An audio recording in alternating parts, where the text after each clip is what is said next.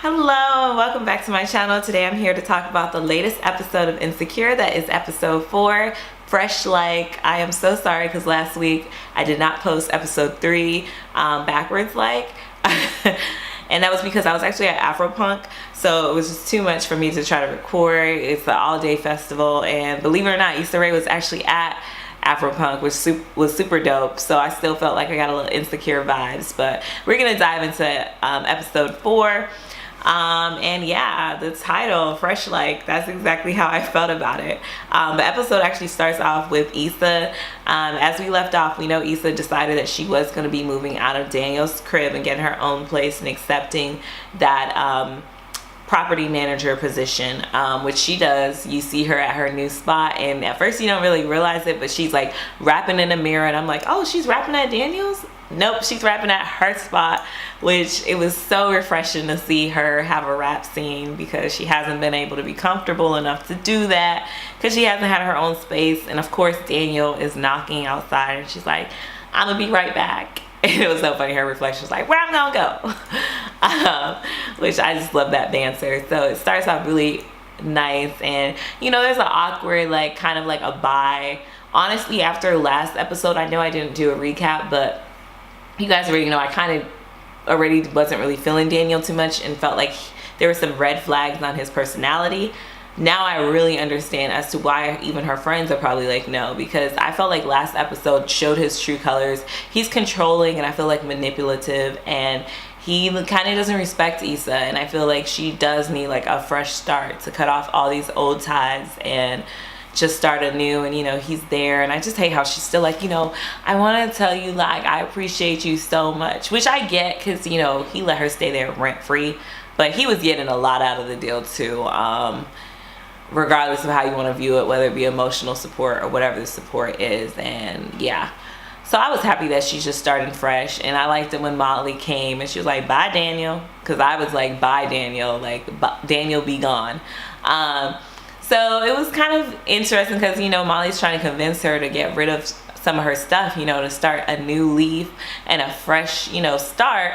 And Issa's kind of hesitant on really letting some of the things go, like, you know, the CDs that Lawrence, almost forgot his name. He is, after this episode, Lawrence is really out of mind.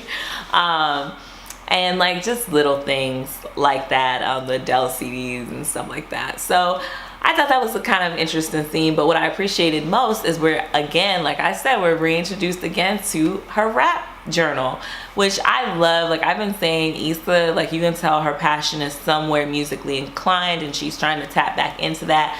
And I love that they're giving us more and more insight to that aspect of her life. So we go on. So then we're seeing Molly, and Molly's kind of like in the workspace, and you know, she's trying to connect with some of her peers. There's a meeting that goes a little weird because one of the guys, I forget like even how her coworkers described it, you know, in Morehouse they don't teach modesty or whatever. It's like one of those show off guys that was just like overpowering her by talking over her and all that other stuff. And it seems like Molly's like trying to reach out to some of her other peers to try to get a little bit of an alliance and see where she fits in the club. And the ladies, they seem receptive to her and willing to welcome her in, so that really seemed promising. So I was kind of excited to see, you know, where that plays off. And then next we go to Issa's work. That's what it was. Issa, she goes back into her office space or her cube, and Frida comes up, and Frida's super excited because she's like, you know, she talked to Joanne and convinced her to let her back into the field. Let's meet later, we'll discuss all the details. And Issa, you know, she seems kind of excited, like, oh, okay, that's cool, yeah, I'm getting what I asked for. But at the same time, it's not really like an overly excited, but it's kind of like it's a something, you know, to get back in the field, which is what she said she wanted. Then we really realize that it's by Daniel for real. So we're reintroduced to Party Lift Bay Nathan, or how she calls, Issa calls him Nanceford, because he looks like a Nanceford, which I thought was cute. Their banter was super cute. It turns out he shows up at the taco joint that Issa and Molly had recommended during their Lyft drive, and you know, they get into kind of like a cute banter. Issa drops her taco, so they have to actually wait. Well, they don't have to, but he offers to recoup her taco, but the wait's like an hour. So they decided to just kick it. Like, he's like, you know, what's there to do around here? So they kind of have like an LA day where she shows him around LA. And I was actually taking notes during the episode. So I'm like, when I go to LA, I want to have this LA day. And it's cool because that taco spot, like Issa like tweeted on her Twitter account, was like, you know, she really loves those tacos, and the wait can be anywhere from 15 minutes to 3 hours because, you know, the owner, he makes it fresh, and, you know, there could be a long wait for him. So it's actually, oops, sorry about that. So it's actually like a real taco stand and stuff like that, which I thought was super cool. So they're kind of going around, and it's interesting because she's like able to like open up to him, and they're like talking, and they're doing like truth or dare. And, you know, he's asking her like some questions. I thought it was really shocking when he asked her about when was your last relationship, and she was so honest. Issa's always so like awkward or so weird where she doesn't really tell the whole truth, or you don't really get to see her be so vulnerable where she's really just saying how she feels. And I don't know if it's because this is someone who's fresh, not from her past or anything, where she doesn't feel like that much judgment. I feel like she's able to be honest. Like, she tells him like, you know, it was 5 years, but she cheated on him and he didn't deserve that, and, you know, that was that. And, you know, they kind of seem like they're vibing, like they kind of have like a connection. And somewhere along the line, you know, he mentions like, where did you grow up? And they decide to go to Issa's childhood home. And it's interesting because this is where we kind of find the most about Issa that I knew. And this is freaking not even the first or second season. This is the third season. I'm finally learning more about Issa's upbringing. Like, we find out that her parents were divorced, and they got divorced when she was like, I think 16 or whatever. And like, you were hearing a little bit more about her life beforehand, and you see the house that she grew up in, and you kind of get to know a little bit more about her. This is where things get a little bit risque for me. So, you know, they find out there's a pool in there, or Nathan finds out there's a pool in there. So he's like, we should break into it. And I'm like, ooh, that's a little more than adventurous. Isn't that like kind of criminal? Something I probably want to do, but they end up doing it. And, you know, she dares him to jump in nude, and of course he does it. So there's kind of like that tension there. And then, you know, he dares her to jump in nude, and she does it. So, you know, she's like, all her inhibitions are like released, and they're just having fun, and they're like having serious conversations. She's opening up and actually talking about the fact that she likes to rap. That's something that she doesn't really talk about. She kind of makes it seem like it's a joke with others. If it's brought up, it's not serious, but here we actually realize that it's a part of her. And, you know, she says she wants to do something with music, with work. And I liked that he was encouraging her to just do it. Like, you know, like telling her a little bit about his background and saying, you know, you should just go for it. Like, there's nothing holding you back, really.